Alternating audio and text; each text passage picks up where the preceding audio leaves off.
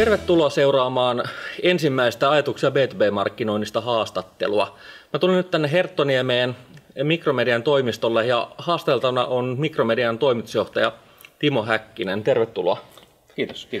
No miltä tämä, nyt on vuosi alkaa olla lopulla joulukuu, niin miltä tämä kulunut vuosi näyttää markkinoiden näkökulmasta?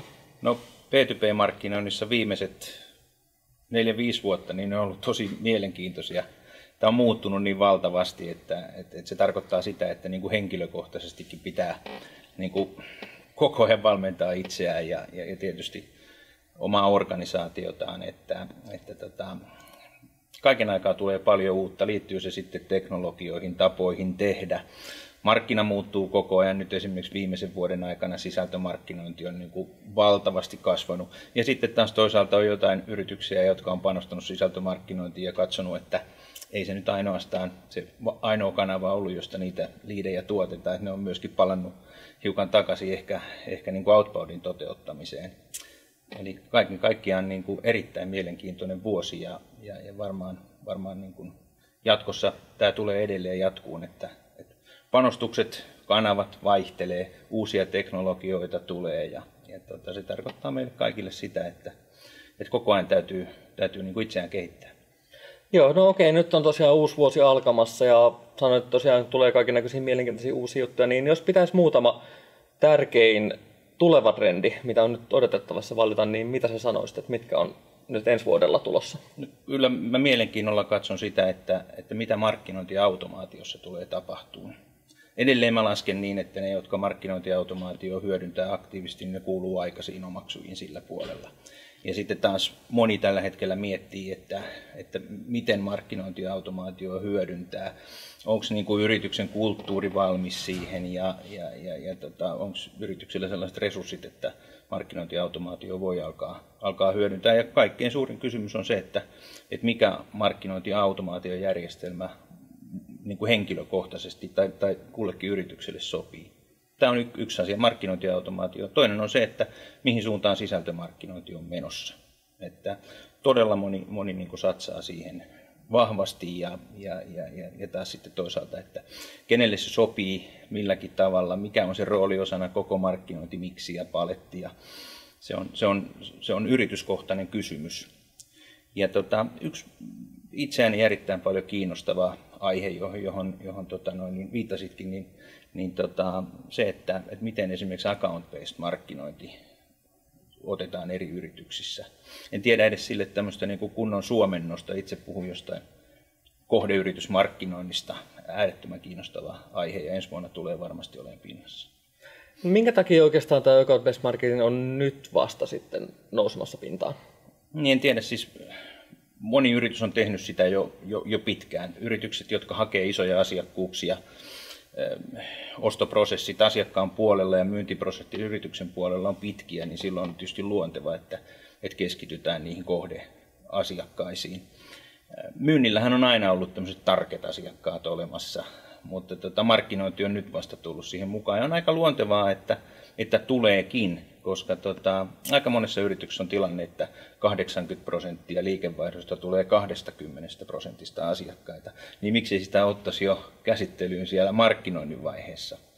Ja yksi tietysti asia, mikä täytyy ehdottomasti muistaa, niin tämä ei ole niin kuin myynnin ja markkinoinnin erillinen harjoitus, vaan tätä täytyy nimenomaan tehdä yhdessä. Se on ihan luontevaa, kun puhutaan kohdeasiakkaista, niin yrityshän päättää kohdeasiakkaansa ja tekee sen yhdessä. Se vaatii yhteistä prosessia, yhteisiä tavoitteita ja jatkuvaa yhteistä seurantaa. Äärettömän kiinnostava aihe ja yhä useampi on account-based markkinointia tänä päivänä hyödyntämässä tai kehittämässä.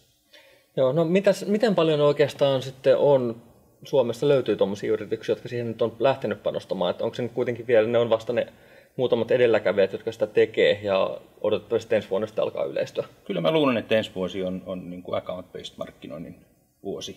Ja niin kuin sanoin, niin tietyissä yrityksissä, tietyillä toimialoilla, niin tämähän on niin kuin old news. Mutta sitten taas yhä useampi on niin kuin oivaltamassa ne hyödyt, että miksi ampua haulikolla, kun voit käsin poimia ja miettiä niin kuin yrityskohtaisesti, että ketkä sopii meille parhaiten ja ketkä tuottaisi meille niin kuin kaikkein niin kuin parasta katetuottoa.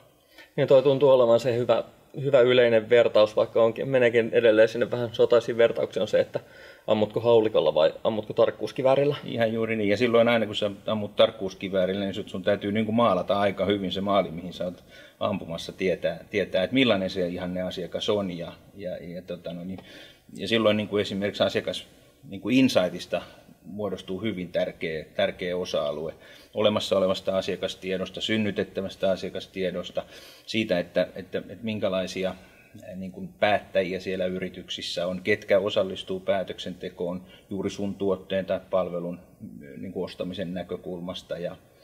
Ja sitten taas toisaalta se, että minkälaisia ne yksittäiset päättäjät on. Päättäjäprofiilien määrittely on äärettömän tärkeä osa account-based markkinoinnin suunnittelua. Eli jos tällä hetkellä mietitään, että sisältömarkkinoinnissa puhutaan ostajien profiileista yleisellä tasolla, niin account-based marketingissa pitää melkein mennä sitten jo henkilökohtaiselle tasolle. Ihan ehdottomasti, että nyt epäilisin ja viitaten ehkä muutamiin tutkimuksiinkin, että keskimäärin kun puhutaan niin kuin päättämisestä, niin noin 3,5-5 ihmistä on niin kuin vahvasti päätöksenteossa mukana. Ja sitten jos sä markkinoit ja myyt vain yhdelle, niin sä et ole kovin vahvoilla, niin silloin on tärkeää tietää, että miten yrityksessä päätetään, kuka päättää, mitä arvostaa, mitä hyötyjä näkee. Ja sitten taas toisaalta, että miten ne henkilöt saadaan kiinni ja miten niiden kanssa kyetään viestimään ja lopulta käymään dialogia. Siinä on niin kuin tärkeää, että jos olet valinnut ne tietyt yritykset, niin sä varmistat, että sä löydät ne ja löydyt silloin, kun nämä yritykset hakee tietoa tai ajatuksia tai ajattelua siitä, mitä sä edustat. Joo, no tuohon account-based marketingiin, niin IP-kohdennettu markkinoinnistahan siitähän on puhuttu paljon siinä. Että se on yksi tapa saada ne asiakkaat kiinni, mutta se on kuitenkin varmaan hyvä kuitenkin ymmärtää, että se account-based marketing on niin paljon muutakin kuin pelkästään se yksi kanava. Joo, siis se on varmaan noussut siksi esiin, että nyt IP-osoite niin kuin markkinointia ja tekemistä on alettu hyödyntää, mutta se on paljon enemmän, että sehän voi olla ihan niin kuin klassinen suora markkinointi, että mä muistan aikoinaan, taisi olla mediatoimisto Happi, joka tuli markkinoille ja lähetti jokaiselle päättäjälle tuoli, jossa oli lasinen istuinosa. Ja se on mun mielestä niin kuin account-based markkinointia parhaimmillaan, että siitä tuli puheenaihe joka ikisessä yrityksessä. Se maksoi paljon, mutta viesti meni kerralla kokonaisuudessaan läpi. Niinpä, ja sitten tosiaan jos tullaan siihen takaisin, mistä puhuit, eli kun on profiloitu hyvin, niin tuommoisetkaan kampanjat ei välttämättä maksa niin paljon, koska ne on niin tarkasti kohdennettuja. Kyllä. IP-osoite kohdistettu, esimerkiksi display-mainonta, niin se on toki account-based markkinointia, mutta se menee sitten jo paljon laajemmalle kuin niihin 5 tai 8 päättäjään. Että sen ohella tai sen sijasta, niin mä tekisin kyllä niin kuin sellaisia toimenpiteitä, jotka kommunikoi sen hyödyn ja viestin sille henkilölle, joka yrityksessä päättää eri asioista. Se on ihan selvä, että puhutaan toimitusjohtajalle, niin toimitusjohtaja on kiinnostunut kasvusta ja kehityksestä. Ja sitten kun me puhutaan vaikkapa tietyissä yrityksissä IT-päättäjille, joka on monessa päätöksessä mukana, niin silloin haetaan niin kuin ihan erilaisia asioita. Silloin puhutaan, miten se järjestelmä istuu siihen infrastruktuuriin ja kuinka helposti se on implementoitavissa ja näin poispäin, jolloin se odotettu hyöty on ihan erilainen ja kuitenkin päätetään samasta asiasta. Ja tässä varmaan onkin yksi sisältömarkkinoinnin iso sudenkuoppa, mikä nyt näkyy tuossa ABM:ssäkin, on se, että ei puhuta oikeille ihmisille oikeista asioista, vaan tuutataan vain sitä omaa viestiä joka paikkaan. Se on juuri niin, ja sitten toinen näkökulma on se, että täytyy puhua oikeaan aikaan, että täytyy tunnistaa sitten se, että mitä siellä tapahtuu siellä yhden potentiaalisen asiakkaan päässä, jotta kyetään sisältöjä kytkeen ostoprosessin eri vaiheisiin. Ja markkinointi- ja automaatioanalytiikkahan antaa siihen hyvän mahdollisuuden, kun me kyetään mittaamaan sitä ja analysoimaan sitä, että kuka tekee mitäkin. Tulee sivustolle, lataa materiaalia, osallistuu webinaareihin tai näin poispäin, niin me saadaan kuva siitä yrityksestä, jolle me ollaan markkinoimassa. Ja tietysti näiden erilaisten kehotteiden takana on pisteytys, ja pisteytyksen pohjalta me päästään kiinni siihen, että kuka on niin kuin kaikkein potentiaalisin.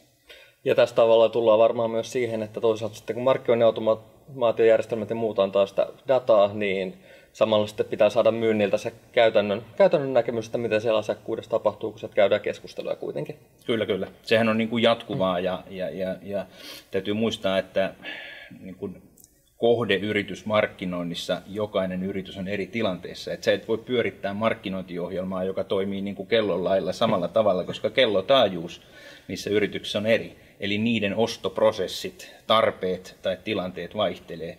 Ja sitten mun mielestä se yksi tämmöinen näkökulma, joka on vähän niin kuin sivusta tähän aiheeseen, mutta on äärettömän tärkeä tästä näkökulmasta, on se, että sanotaan, että ostaminen alkaa verkosta. Mutta taas passiivinen niin kuin muuttamatta jättäminen tai kehittämättä jättäminen, se ei ala yhtään mistään. Silloin sun tehtävä on mennä ja luoda se tarve ja avata se tarve. Ja account-based markkinoinnissa, jos jossain, on siitä hyvin usein kysymys. Silloin kun sä oot luonut tarpeen, niin sä oot myöskin ensimmäisenä liikkeellä ja sehän on loppujen lopuksi kaikkein arvokkain. Joo, no tästä tuli oikeastaan se, mistä sä aikaisemminkin sanoit, eli myynnin ja markkinoinnin yhteistyö, hyvin tärkeää. Millä tasolla me Suomessa ollaan siinä tällä hetkellä? No, meillä on tosi paljon vielä tehtävää, että puhutaan, että on olemassa sellaisia markkinointiorganisaatioita, jotka on turvallisen etäällä liiketoimintatavoitteista. Eli tavallaan niin kuin ollaan vielä niin sanottuja brändin rakentajia tai brändin vaalijoita. Joka itsessäänkin on varmasti tärkeää. Niin, on äärettömän tärkeää. Siis loppujen lopuksi siitähän asiakas on valmis maksaa, että ne saa niin kuin laadukkaita tuotteita, hyviä ideoita ja nehän on loppujen lopuksi siinä brändissä. Mutta jos mietitään sitä, että mikä on markkinoinnin rooli, niin siitähän kaikki lähtee. Että me itse puhutaan myyntitavoitteista johdetusta markkinoinnista. Silloin se tarkoittaa siitä, että prosessi lähtee siitä, että markkinoinnilla ja myynnillä on yhteinen myyntitavoite. Ja markkinoinnin tehtävä on luoda myyntimahdollisuuksia, eli laatuliidejä, ja pitää kiinni siitä pipelineista, että myynnillä on aina niin kuin tavallaan tarpeeksi tekemistä, laadukasta tekemistä. Ja silloin kun tämä prosessi on yhteinen, tavoitteet on yhteiset, mittarit yhteiset ja se miten sitä ohjataan yhteistä, niin silloin on mahdollisuus myöskin onnistua.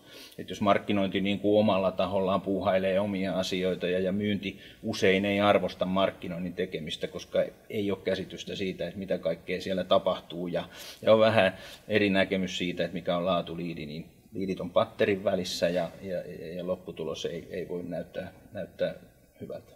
Eli oikeastaan, niin jos halutaan laittaa nyt tuota asiaa, haluttaisiin lähteä laittaa kuntoon, niin ihan ekana pitää saada myynti ja markkinointi oikeasti keskustelemaan keskenään. Että kyllä. Ymmärtämään toisia ja sen jälkeen sitten lähteä rakentamaan niitä yhteisiä tavoitteita. Toi on just niin kuin sanoit, että ensin täytyy ymmärtää toisiaan. Täytyy ymmärtää, että miten myynti toimii. Ja sitten taas myynnin pitää ymmärtää, että mitä markkinoilla saadaan aikaiseksi. Markkinointi on muutakin kuin banderollien tekemistä. Et parhaimmillaan niin kuin hyvä markkinointi se voi mullistaa sen koko kaupallisen prosessin. No sen jälkeen kun on ymmärrys siitä, että mitä tehdään, sitten on helpompi myöskin laatia yhteisiä tavoitteita. Ja sitten kun on yhteiset tavoitteet olemassa, niin sitten rakennetaan yhteinen prosessi sille, että miten niihin tavoitteisiin päästään. Jatkuvasti mitataan. Mitataan. Ja näin tämä prosessi lopulta hioutuu sellaiseksi, että meillä on olemassa kaupallinen tehokas prosessi. Koetko, että on olemassa kuitenkin sitä riskinä taas, että tulee liikaa painetta esimerkiksi myynnin ja johdon suunnalta, että nyt pitää tuoda niitä liidejä. Ja siinä unohtuu sitten kuitenkin tämä perinteinen markkinointi, just se brändin rakentaminen ja ne esitteet, jotka ainakin mun käsityksen mukaan vielä tai kokemuksen mukaan on edelleen tärkeitä, mutta se, että se keskittyminen ei tietenkään pidä olla pelkästään niissä. Äärettömän hyvä pointti. Meillä on sellainen niin kuin ongelma vähän ainakin tässä suomalaisessa markkinoinnin ja myynnin tekemisessä, että tietyt ismit ja tietyt asiat, niin sinne ladataan niin kuin kaikki. Vähän niin kuin inbound, että nyt ei vaikka soiteta kenellekään, koska nyt me hoidetaan tämä tällä sisältömarkkinoinnilla. Mutta sitten aika moni on todennut, että sun täytyy niin kuin kelata takaisin ja tehdä siten asioita, että sä otat niin kuin hyödyn kaikista niin kuin mahdollisista kanavista. Niin, että tavallaan ei sitten lähdetä ampumaan pelkästään toiseen suuntaan yli, vaan pidetään se niin kuitenkin ne vanhat toimivat jututkin mielessä. Joo, ei missään nimessä kannata lähteä siitä, että tavallaan niin kuin vanha kaikki on väärää, vaan on olemassa ne myynnin prosessit ja markkinoinnin prosessit. Nyt tämä yhteinen prosessi täytyy rakentaa siihen päälle ja Kyllä edelleen myynti toimii sillä klassisella menetelmällä, että sulla täytyy olla niin kuin suunta, laatumäärä ja aika paikallaan. Ja markkinoinnin pitää ymmärtää se ja tukea sitä, jotta nämä kaikki asiat olisi entistä niin kuin paremmalla tolalla. Joo, no jos ihan loppuun otetaan vielä, niin mitkä on sun tärkeimmät terveiset B2B-markkinoinnin ammattilaisille ensi vuodelle? Mihin pitää nyt lähteä kiinnittämään huomiota? No mun mielestä ensimmäinen asia on se, että pitää kehittää itseään. Maailma muuttuu nyt niin kovaa vauhtia, tai on muuttunut niin kovaa vauhtia, että kukaan ei voi sanoa, että mä olen niin kuin valmis markkinoija. Niin kuin jatkuvaa itse opiskelua, valmennusta, oppimista muilta. Me, jotka myymme, me opimme kaikkien eniten asiakkailtamme. Sitten taas toisaalta tietyissä asioissa meidän täytyy olla askel edellä, niin silloin meidän täytyy tosi aktiivisesti seurata. Meillähän joku sisältömarkkinointi, niin sehän on niin kuin jatkuvia niin kuin ideoita ja oppia, mutta ymmärrän, että joissain tilanteissa niin ihan kaikkea aikaa ei voi sinne niin kuin laittaa. Mutta ykkösasia on se, että pitää niin kuin itse pitää itsensä niin kuin sellaisella tolalla, että ymmärtää, että mitkä asiat tulee. Ja sitten toinen asia on se, että ei ole tämmöistä niin kuin yhden liikkeen mallilla tätä ei voida toteuttaa, vaan täytyy avoimesti katsoa markkinointimiksiä, kokeilla asioita ja katsoa, mikä toimii. Me on unohdettu tällaiset asiat kuin share of voice tai marketing mix, ei niistä keskustella missään. Ja mun mielestä ne on ihan fundamentteja, että jos jollain toimialalla sisältömarkkinointi on jo täysin tukossa, niin tee jotain muuta. Mutta varmista, että et myöskään ole täysin ajelluksi niin kuin jossain tietyssä kanavassa. Mutta että mikä kanava sopii sulle ja missä kanavassa sä saat niin kuin huomion, niin se on toinen asia. Ja sitten kolmas on tämä myynnin ja markkinoinnin niin kuin yhteisten prosessien paikalleen laittaminen. Tavoiteasiakkaat, kohderyhmät, ostoprofiilit, se, että mikä on niin kuin markkinoinnin rooli liidien tuottamisessa, mikä on määritelmä laatuliidille, sales qualified lead, mitä tapahtuu niille, jotka ei ole vielä myyntivalmiita, marketing qualified lead, millainen ohjelma niille synnytetään ja sitten neljäntenä asiana, että asiakastieto täytyy olla kunnossa. Se on näistä kaikkein tärkein, mutta tässä mun listalla neljäntenä. Asiakastieto, liittyy se sitten olemassa oleviin asiakkaisiin tai sitten siihen potentiaaliin, jota ollaan hakemassa. Okei, jos joku haluaa lukea sun omia ajatuksia lisää, niin Mikromedian sivujen lisäksi löytyy sun oma blogi. Joo, b2bmarkkinointi.org. Se on helppo löytää, kun se tulee luonnollisissa hakutuloksissa ykkösenä. Haet sä sitten sitä B2B tai B2B-markkinoinnilla, niin sieltä löytyy. Kävin tänään katsomassa, oma sivu oli vasta 3. sivulla, mutta ehkä se sieltäkin nousee pikkuhiljaa. Mutta täytyy olla tarkkana. Joo. Noin, mutta siinä oli ensimmäinen haastattelu. Ja antakaa palautetta, kommentteja, kertokaa keneltä haluatte kuulla lisää. Näitä olisi tarkoitus tehdä jatkossakin ehkä noin kerran kuussa mielenkiintoisia haastatteluja. Ja jos haluatte näistä kuulla, koska tulee seuraava haastattelu, niin käykää tilaamassa muistutuksia mun omilta sivuilta. Helppo muistaa jarmotuutti.fi ja linkit löytyy totta kai tuosta alhaalta kuvauksesta.